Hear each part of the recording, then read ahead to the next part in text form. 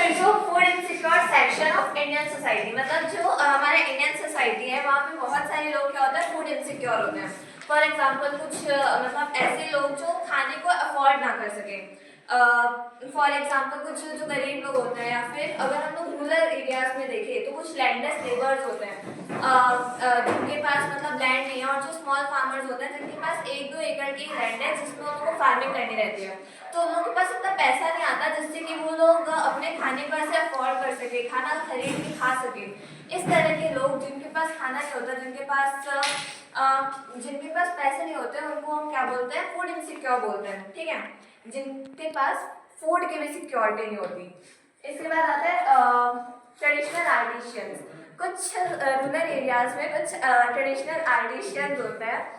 जो कुछ कुछ चीज़ें बुनने वगैरह का काम करते हैं। फॉर एग्जांपल जैसे कि कोई कढ़ाई सिलाई नहीं करते हैं रूरल एरियाज में, तो उस तरह के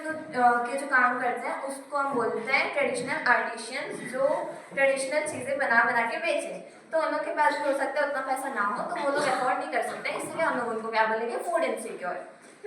तीसरा आता है पेटी सेल्फ एम्प्लॉयड वर्कर्स, मतलब छोटे छोटे जो सेल्फ एम्प्लॉयड होते हैं, खुद से जो अपने आप को एम्प्लॉयमेंट दे रहे हैं। For example way doing something and something, कुछ बना के बेच रहे हैं, या फिर कुछ मैन्युफैक्चर करके बेच रहे हैं, या फिर लोग ऐसे ट्रांसपोर्टेशन वगैरह का काम कर रहे हैं, पुलअप कार्ट चला रहे हैं, ये सारे जो ऑटो रिक्शा वगैरह चला रहे हैं, तो उनको हम क्या बोलेंगे, खुद सेल्फ एम्प्लॉयड, मतलब वो लोग खुद को अपनी एम्प्लॉयमेंट दे रहे हैं, तो क्या बोलेंगे हम उनको, पेटी सेल्फ एम्प्लॉयड। उनके पास भी इतना सिक्योरिटी नहीं है कि वो उतना पैसा नहीं है कि वो लोग फूड ले सकें, रहता है बट उतना नहीं रहता। तो हो सकता है कि वो किसी टाइम आए जहाँ पे उन लोगों के पास पैसा ना हो, तो इस तरह के टाइम में वो लोग फूड इनसिक्योर बन जाते हैं। और इसके बाद आता है डिस्ट्रीब्यूट एंड बेगर्स, मतलब जो रूरल एरियाज वगैरह में जो बेगर्स होते हैं, भिखारी वगैरह, ठीक है, तो उन लोगों के पास भी मतलब वो लोग भी फूड इनसिक्योर होते हैं। इसके बाद in urban area people in ill paid occupations, मतलब जो रूरल एरियाज है तो वहाँ पे ऐसे लोग जो जिनकी जो पेमेंट है, ठीक है, रूरल एरियाज में जो अगर किसी अर्बन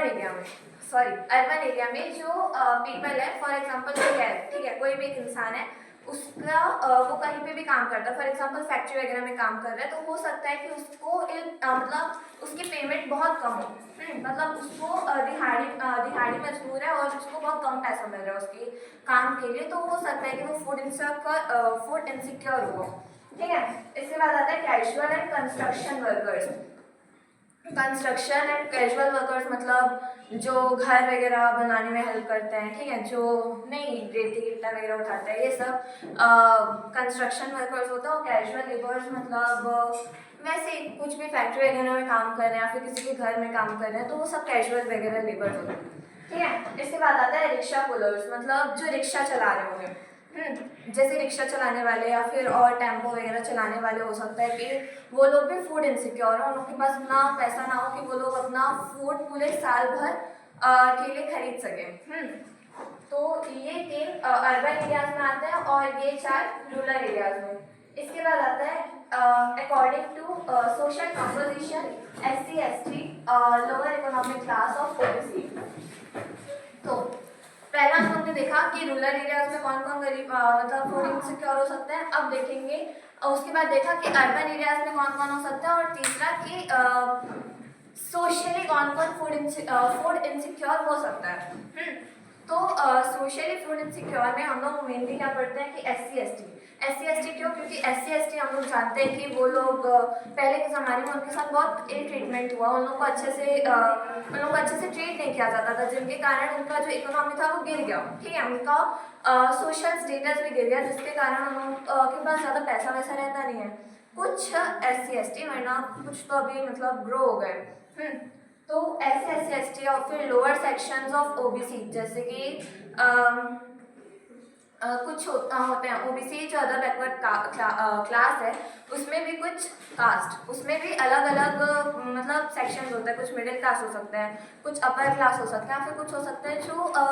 थोड़ी मतलब ऐसे हैं जो अपनी स्टेबिलिटी नहीं है जिनमें, ठीक है, मतलब जो लोअर मिडिल क्लास में आ रहे हैं, जिनके पास उतना पैसा नहीं है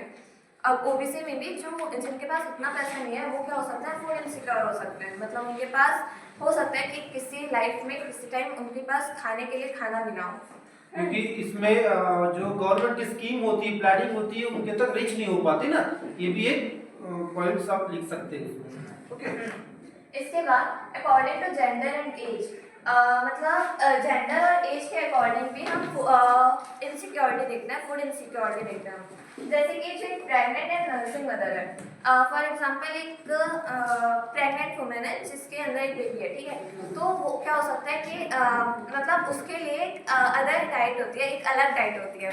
जैसे कि उसको अच्छे न्यूट्रिशन वाला फूड देंगे, विटामिन वाला फूड देंगे, उसकी डाइट अलग हो जाती है। इसीलिए मतलब जो नर्सिंग वुमेन होती है, जैसे कि